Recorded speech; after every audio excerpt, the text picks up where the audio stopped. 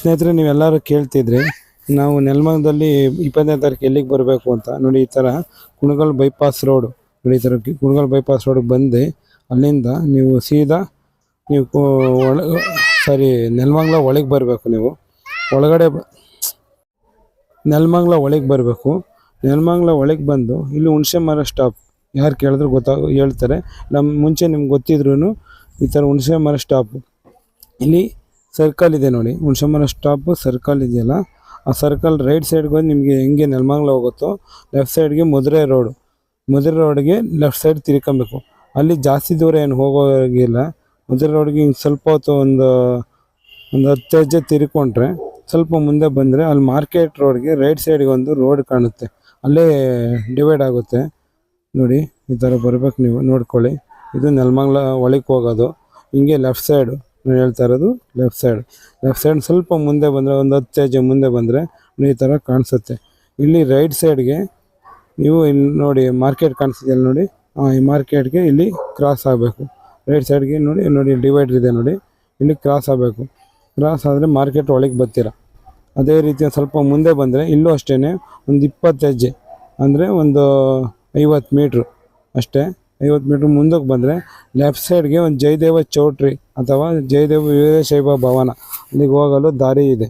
ಅಲ್ಲಿ ವೀರಶೈವ ಭವನಕ್ಕೆ ಹೋಗಲು ನೀವು ಲೆಫ್ಟ್ ಸೈಡ್ಗೆ ತಿರ್ಕೊಳ್ಬೇಕು ನೋಡಿ. ಆಟೋ ಬಂದು ನೋಡಿ, ಅಲ್ಲೇ ಲೆಫ್ಟ್ ಸೈಡ್ ನೋಡಿ. ಈ ಥರ ಲೆಫ್ಟ್ ಸೈಡ್ ಮುಂದೆ ಬಂದರೆ ಅಡಚಣೆಯಾಗಿ ಕ್ಷಮಿಸಿ. ಏನಂದರೆ ಇಲ್ಲಿ ಬೆಳಕು ಕಾಣ್ತಿದೆ, ಸರಿಯಾಗಿ ಕಾಣ್ತಿಲ್ಲ, ಆದಷ್ಟು ಸ್ವಲ್ಪ ಅಡ್ಜಸ್ಟ್ ಮಾಡ್ಕೊಳ್ಳಿ. ನೋಡಿ, ಇಲ್ಲಿ ಮುಂದೆ ಇದೆ ನೋಡಿ ಜಯದೇವ ವೀರಶೈವ ಭವನ ನೋಡಿ, ಬಲಭಾಗದಲ್ಲೇ ಸಿಗುತ್ತೆ ಇದು ಜಯದೇವ ವೀರಶೈವ ಭವನ ನೋಡಿ. ಈ ಚೌಟ್ರಿ ಇಲ್ಲಿ ರೈಟ್ ಸೈಡ್ ನೋಡಿ, ಈ ಚೌಟ್ರಿ ಇಲ್ಲಿ ರೈಟ್ ಸೈಡ್ಗೆ ತಿರ್ಕೊಬೇಕು.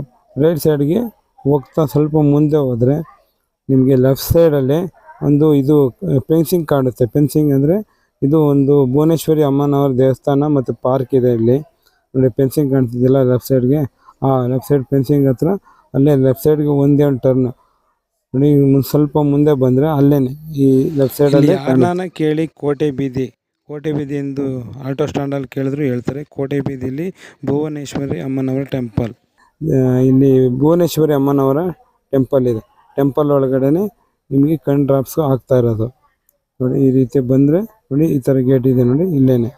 ಇಲ್ಲಿ ಎಷ್ಟು ಜನ ಬರ್ತಾರೆ ಅಂದರೆ ತುಂಬ ಜನ ಬಂದು ಇಲ್ಲಿ ಡ್ರಾಪ್ಸ್ಗಳು ಹಾಕ್ಸ್ಕೊತಾರೆ.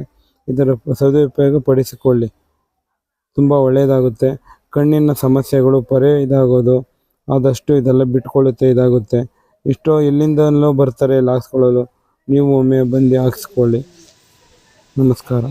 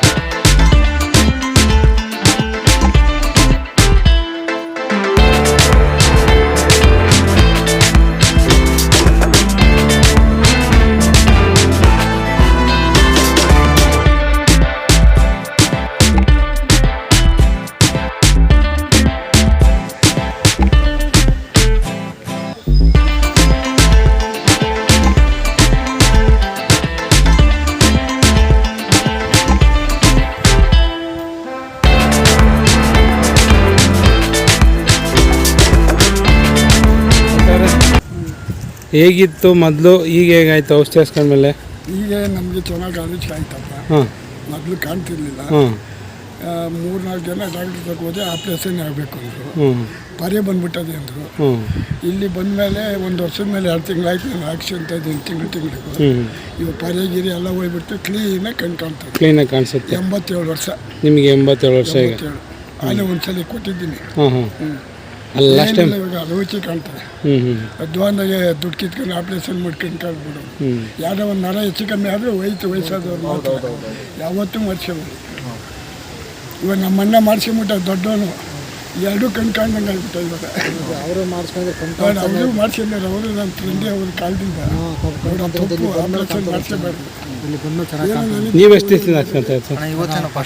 ಫಸ್ಟ್ ಟೈಮ್ ತುಮಕೂರಿಂದ ಬಂದು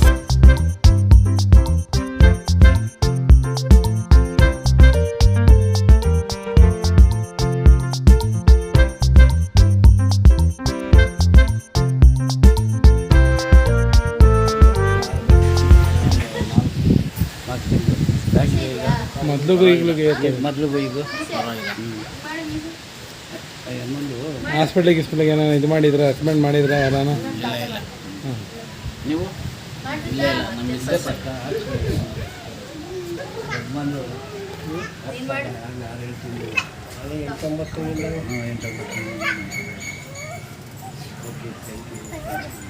ಯಾವ ಥರ ಇತ್ತು ನೀವು ಆಗಲೇ ಒಂದ್ಸರಿ ಹೇಳಿದ್ದೀರಾ ಆದರೂ ಸ್ಪೆಷಲ್ ಆಗಿ ಈ ಸರಿ ಹೇಳಿ ಸರ್ 2 ವರ್ಷದಿಂದ ಹಾಕಿಸ್ತಾ ಇದ್ದೀವಿ. ಹೆಣ್ಮಕ್ಳಿಗೆ ಗೊತ್ತಾಗಲಿ ಗೊತ್ತಾಗಿ ತಲೆನೋವು ಬರೋಕ್ಕೆ ಗೊತ್ತಾಯ್ತು ಅನುಕೂಲ ಸರ್. ಆಗ್ತದೆ. ತಲೆನೋವು ಗೊತ್ತಾಯ್ತು ಸರ್, ಅದು ತಲೆನೋವಿಲ್ಲ. ಹಾಂ ಎಲ್ಲದಕ್ಕೂ ಅನುಕೂಲ ಆಗುತ್ತೆ. ಮೊಣಕಾಲು ನೋವು ಒಂದು ಸ್ವಲ್ಪ ಇತ್ತು, ಅದು ಇಲ್ಲ ಸರ್. ಹೌದಾ ಇನ್ನೇನೇನೇನಿತ್ತು ಏನು ಇತ್ತು ಎಲ್ಲದಕ್ಕೂ ಅನುಕೂಲ ಆಗುತ್ತೆ ಸರ್. ಹೌದಾ ಹೆಣ್ಮಕ್ಳಿಗೆ ಒಂದು ಒಳ್ಳೆ ಮಾಹಿತಿ ಕೊಡಿ ಹಾಂ ಸರ್, ಆಗುತ್ತೆ. ಅಲ್ವಾ ಇಲ್ಲಿ ಒಳ್ಳೇದಾಗುತ್ತೆ ಸರ್. ಇಲ್ಲಿ ಯಾವುದೇ ಅಪೇಕ್ಷೆಗಳು ಇರಲ್ಲ ಯಾವುದು ತೊಂದರೆ ಇಲ್ಲ ಸರ್. ಈ ಪ್ರಾಬ್ಲಮ್ ಇದ್ರೂ ಸಾಲ್ವ್ ಆಗುತ್ತೆ. ಸಾಲ್ವ್ ಆಗುತ್ತೆ ಹೇಳಿ ಜನತೆಗೆ ಹೇಳಿ ಬಂದು ಹಾಕಿಸ್ಕೊಳ್ಳಿ ಒಳ್ಳೇದಾಗುತ್ತೆ ಅಂತ ಹೇಳಿ ಹಾಕಿಸ್ಕೊಳ್ಳಿ. ಹ್ಞೂ ಹೌದು ಸರ್, ಅದಕ್ಕೆ ನಾವು ಒಬ್ರನ್ನ ಕರ್ಕೊಂಬಂದಿದ್ದೀವಿ ಸರ್. ಹಾಂ ಇವ್ರನ್ನ ಹಾಂ ಹಾಂ ಹಾಂ ಹೊಸ್ದಾಗಿ ಬಂದವರು ಅವರು ಹಾಂ ಇಲ್ಲ, ಅವರು ಸುಮಾರು ಒಂದು 2-3 ಸತಿಯಿಂದ ಕರ್ಕೊಂಬಂದಿದ್ದೀವಿ. ಪರವಾಗಿಲ್ಲ ಸರ್, ಒಳ್ಳೇದಾಗೈತೆ.